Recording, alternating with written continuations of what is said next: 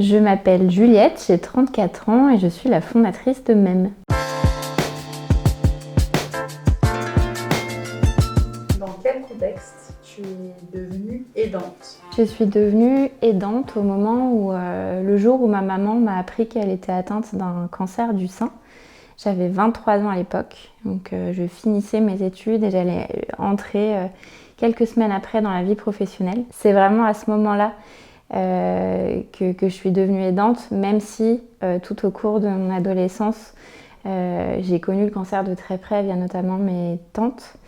Et donc j'ai pu être une aidante à mon niveau à ce moment-là en faisant ce que je pouvais pour leur améliorer la vie.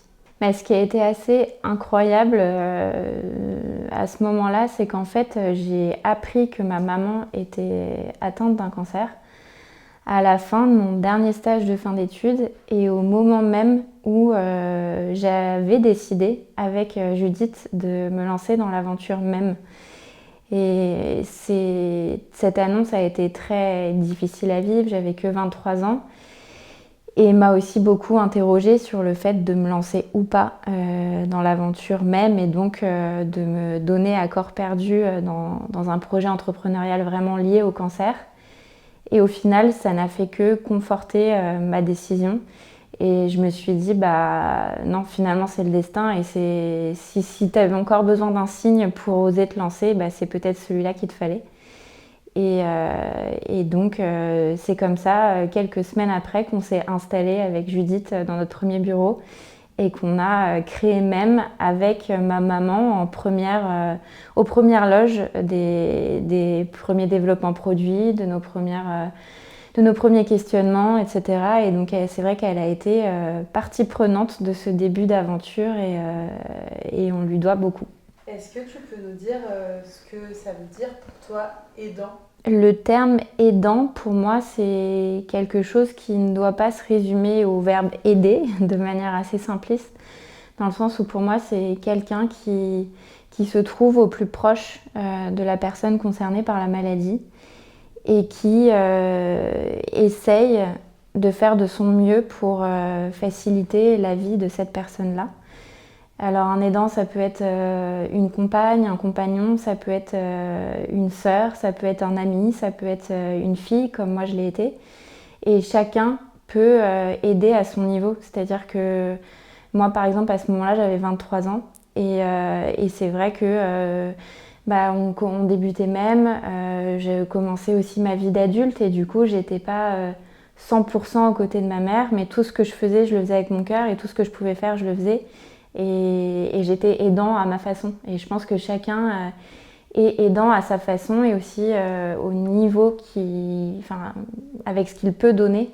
Et chacun doit donner sa définition un peu du mot aidant en fonction de tout un contexte qui est propre à chacun et différent dans tous les cas. C'est vrai que ce terme aidant peut parfois être un peu culpabilisant parce que en soi, on peut toujours faire plus, on peut toujours être là jour et nuit sans faillir une seule minute, mais il faut vraiment se rappeler que être aidant, c'est aussi soit se sentir les épaules et être assez bien pour pouvoir être là au moment où on est là avec la personne malade. Et le fait de se culpabiliser ne sert à rien. Et c'est vrai qu'il y a une anecdote assez parlante dans mon parcours avec ma mère, c'est qu'en fait, elle m'a appris qu'elle était malade, je pense que c'était un jeudi soir. Elle m'a extirpée de mon stage en me disant il faut absolument, parce que je lui disais que j'étais pas dispo, etc. Et donc elle m'a dit je viens en bas de ton boulot et on va dîner. Elle me l'a dit. Et le lendemain, je devais partir un week-end prévu de longue date avec une amie. Et pour moi, c'était impossible de partir, il fallait que je reste. En plus, elle se faisait opérer quelques jours après. Et elle m'a dit, non, justement, pour m'aider, il faut que je sache que ma fille est là et continue et poursuit sa vie, qu'elle est avec son amie à passer du bon temps et qu'elle n'arrête surtout pas tous ses plans et tous ses projets. Et donc à ce moment-là, j'ai été aidante en étant la fille de ma maman qui continuait à vivre. Et puis après, le week-end d'après, j'étais là. Mais c'est pas parce que j'étais pas là à ce moment-là que que j'ai pas fait ce qu'il fallait pour qu'elle se sente bien. Qu'est-ce qui a été le plus difficile pour toi dans ce rôle? Ce qui a été le plus difficile, c'est de savoir jauger la limite de ce que je pouvais faire, dans le sens où j'avais tout le temps envie d'être avec elle, de pouvoir faire tout ce que je pouvais, sauf que j'avais ma vie à côté. Et donc de trouver cet équilibre sans culpabiliser entre être proche de ma mère, être là pour elle et continuer ma vie, j'ai trouvé ça hyper difficile, surtout en tant que jeune adulte. Et c'est pour ça aussi qu'il a été très important que je ne sois pas la seule aidante, qu'il y ait aussi ma grand-mère, des amis, et qu'on construise tout un réseau en fait d'aidants qui puissent être là à différents moments de cette épreuve pour ma mère. Et ce qui fait aussi qu'on pouvait se relayer et se dire, bah moi je savais que par exemple je partais en week-end, bah, elle n'était pas toute seule parce que je savais qu'elle pouvait compter sur quelqu'un d'autre. Et je pense que c'était très important de ne pas me sentir seule à ce moment-là. Parce que c'est vrai qu'on a vite tendance à faire tout reposer sur ses épaules quand on est le plus proche de la personne. Mais c'est pas possible et on peut vite sombrer d'un point de vue santé mentale et au final n'être plus du tout aidante. Et donc ça a été très difficile et je n'ai pas du tout été accompagnée pendant cette période. Je pense que c'était il n'y a pas très longtemps, mais c'était qu'il y a quand même une dizaine d'années et on ne parlait pas autant de santé mentale. J'imagine que peut-être que ça aurait été un peu différent maintenant. Et encore parce que je pense que quand on est la tête dans le guidon et à côté d'une maladie aussi grave, on a un peu tendance à minimiser tous les aspects psychologiques du patient comme des aidants. Et je pense que ça devrait être complètement automatique en fait que d'être accompagné psychologiquement dans cette épreuve. S'il y a bien un moment dans la vie où on peut sombrer dans une dépression ou simplement juste avoir besoin d'un coach ou de quelqu'un qui aide à gérer ses émotions, c'est bien à ce moment-là. Et je trouve que c'est pas, enfin en tout cas c'était pas encore le cas. Je sais qu'il y a plein d'initiatives maintenant qui sont mises en place pour aider ces personnes-là. Et c'est hyper profitable pour tout le monde.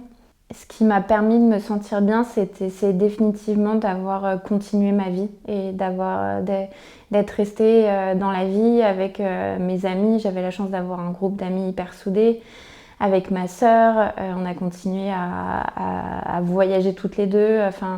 Et même avec ma mère et avec mon père, même s'ils étaient séparés, on a toujours été hyper soudés et c'est ce qui fait aujourd'hui qu'on est une famille, je pense, peut-être encore plus soudée qu'avant avec cette épreuve.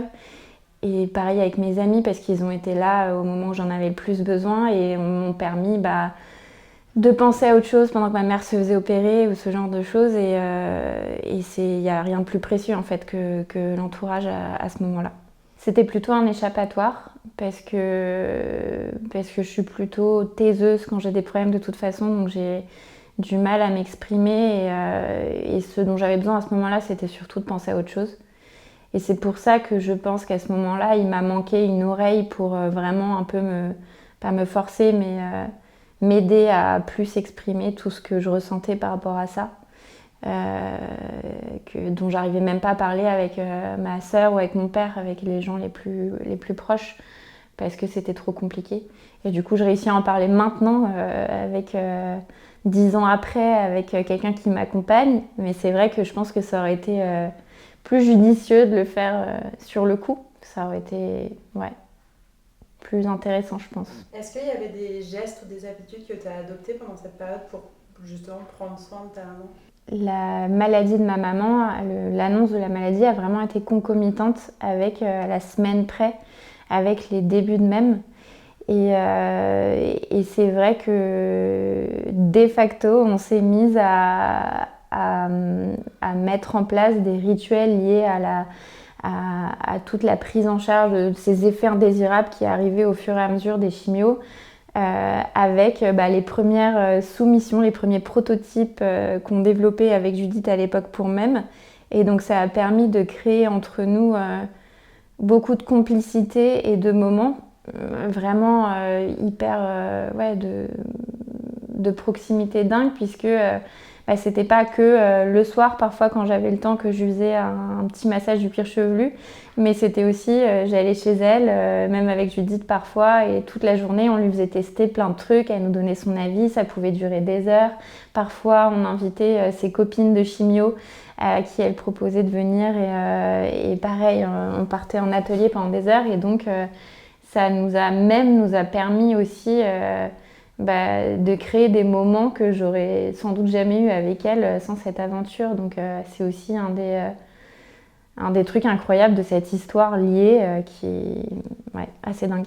Le conseil que je donnerais à quelqu'un dans la même situation, donc une fille de maman malade ou bien même un proche de maman malade, c'est surtout de ne pas s'oublier soi-même, de savoir trouver les moments où on est là pour la personne concernée, mais de savoir aussi trouver les moments pour prendre soin de soi, parce que prendre soin des autres, c'est d'abord prendre soin de soi.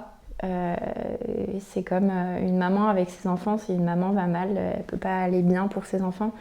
Et je pense que c'est quelque chose que j'ai eu du mal à comprendre pendant assez longtemps, qui m'a fait beaucoup tergiverser, qui m'a perturbée, qui m'a fait culpabiliser. Et je pense que si on me l'avait mieux expliqué, ça m'aurait permis de vivre des mois, voire des années moins difficiles. Et donc ne pas s'oublier, c'est des choses bêtes, mais ça veut dire continuer à aller au resto avec ses amis, en vacances, prendre le temps pour aller voir un psy, toutes ces choses importantes de la vie qu'on peut avoir tendance à oublier parce qu'on a beaucoup de boulot, parce qu'en plus on a quelqu'un à aider, etc., mais qu'il faut surtout pas oublier. Et c'est hyper important.